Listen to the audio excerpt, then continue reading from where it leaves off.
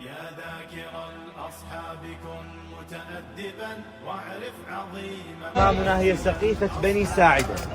من هنا انطلقت دولة الإسلام، ومن هنا تأسست الخلافة. في يوم 12 ربيع الأول يوم الاثنين جاء الصحابة الكرام هنا. تكلم سيدنا عمر قال: والله لا يكون أميرا علينا إلا أنت يا أبا بكر الصديق. مات رسول الله صلى الله عليه وسلم وأنت تؤم المسلمين فينا، فهذا أحرى بأن تكون بنا أميرا. اعطني يدك يا أبا بكر. هذه المشي الغريبة، لماذا تمشي هكذا؟ فيقول: يا رسول الله أتذكر الرصد، أتذكر الناس يطلبونك، إن مت أنا فأنا رجل، وإن مت أنت فأنت رسول الله، تموت الأمة بموتك. الكرام، هؤلاء الصحابة الذين استحقوا أن يقول عنهم رسول الله صلى الله عليه وسلم: لو أن أحدكم أنفق مثل أحد ذهبا ما بلغ مد أحدهم ولا نصيفا.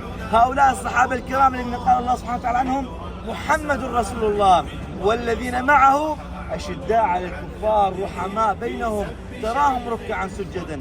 محمد رسول الله والذين معه رضي الله عنهم ورضوا عنه.